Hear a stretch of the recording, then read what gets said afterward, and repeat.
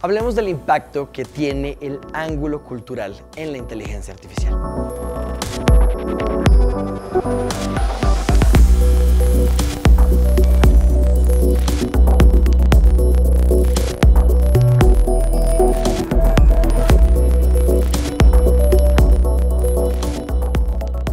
La cultura o el impacto cultural es básicamente el impacto que sentimos en la forma en la que interactuamos.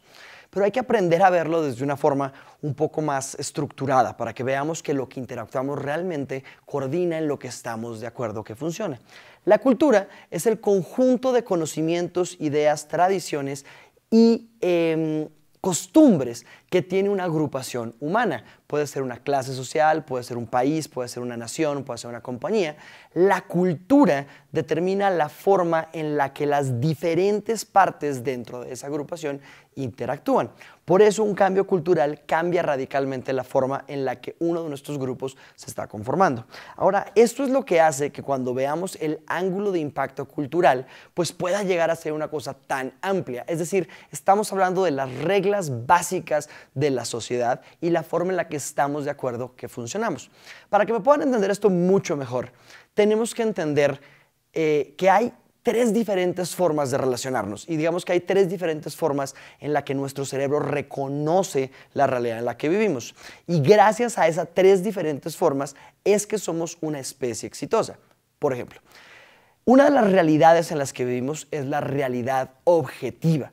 Y la realidad objetiva es innegable. Estoy parado sobre mis dos pies, tengo una ropa puesta, puedo ver algo que se viene hacia mí, físicamente me va a pegar.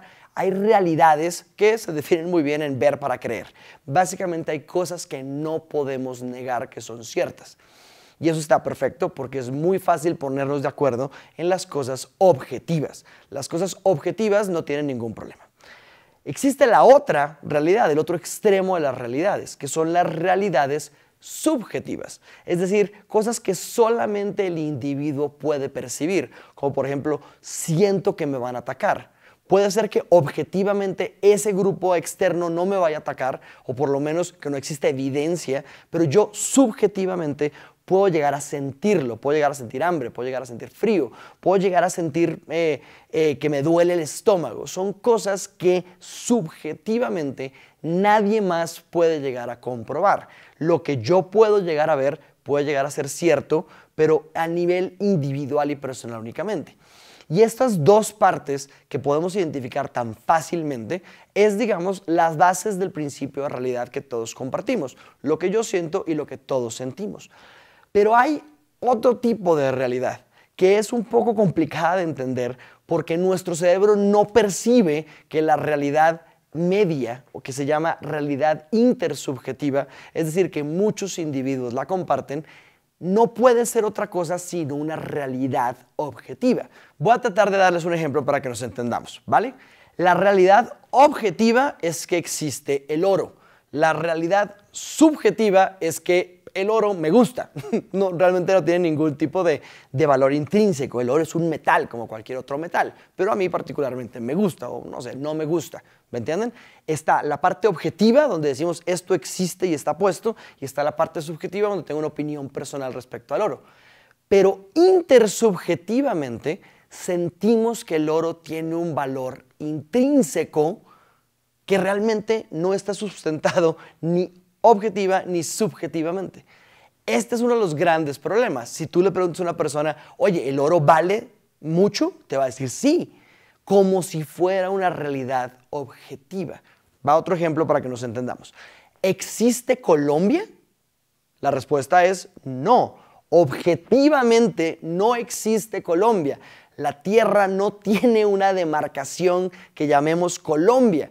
La Tierra no tiene montañas, tiene valles, tiene cosas físicas que hacen que físicamente exista una Tierra.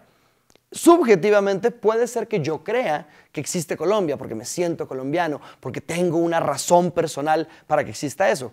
Pero Colombia existe intersubjetivamente. Es decir, los colombianos y los países, las otras naciones, intersubjetivamente reconocemos que existe un país como Colombia. Y eso obviamente hace que se vuelva realidad y nuestro cerebro lo interprete como una realidad objetiva. Lo mismo nos pasa si les hago una pregunta como si existe el dinero. Objetivamente, pues puedo ver monedas, puedo ver billetes, subjetivamente puedo creer que es muy importante, pero intersubjetivamente le damos un espacio cultural para el intercambio de valor a través de lo económico. Ese espacio intersubjetivo, que muy pocos animales en este planeta pueden hacerlo, es la razón por la que nuestra especie es profundamente exitosa. No solamente somos buenos como individuos, sino que al ponernos de acuerdo podemos trabajar juntos para trabajar. Y esto es como la razón específica por la que nuestra especie es una gran especie y ha logrado dominar el mundo.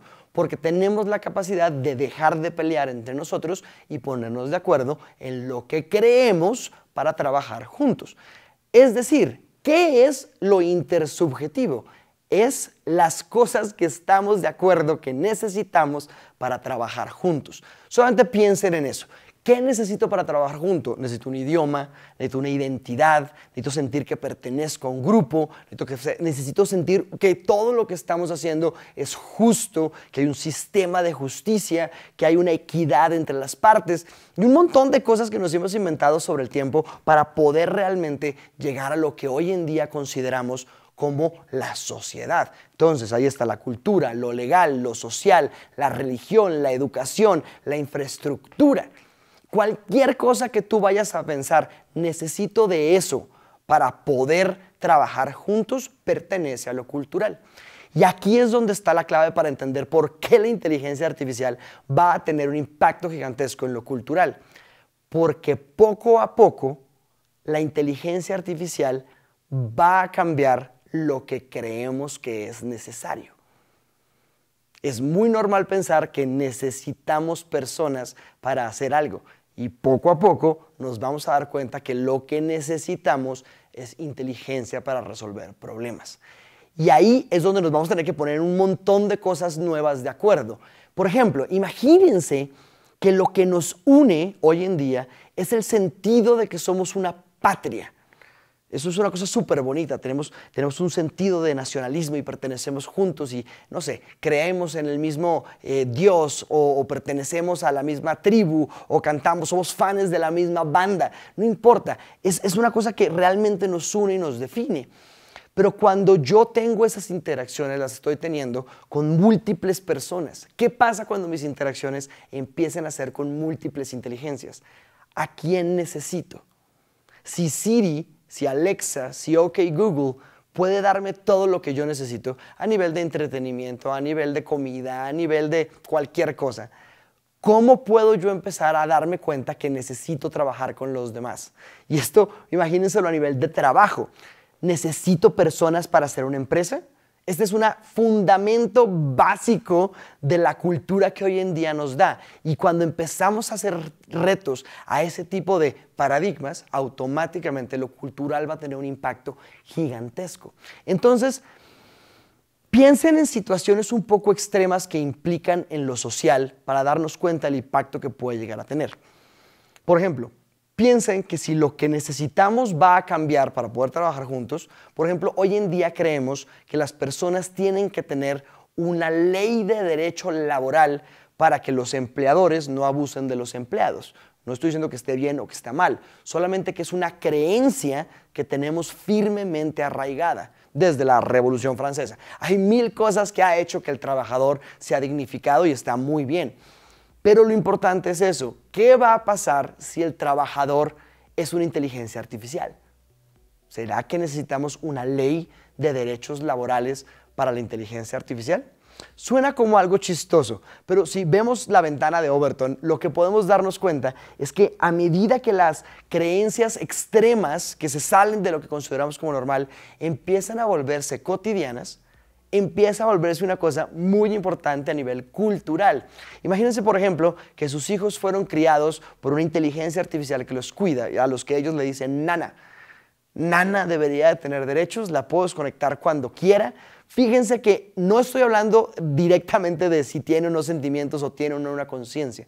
Estoy hablando de si nosotros, como una agrupación de seres humanos, vamos a cambiar la forma en la que reconocemos si esas necesidades para poder trabajar juntos requieren que incluyamos a la inteligencia artificial. Estas son las preguntas que realmente van a empezar a darnos un impacto gigantesco en lo cultural. Piensen, por ejemplo, en nuevas leyes, piensen, por ejemplo, en nuevas religiones, piensen, por ejemplo, en nuevos sistemas de educación. Por eso necesitamos darnos cuenta que cuando lo que necesitamos para trabajar juntos cambia, empieza a cambiar radicalmente la cultura sobre la que construimos todo el resto de la infraestructura que estamos acostumbrados a recibir para poder ser individuos.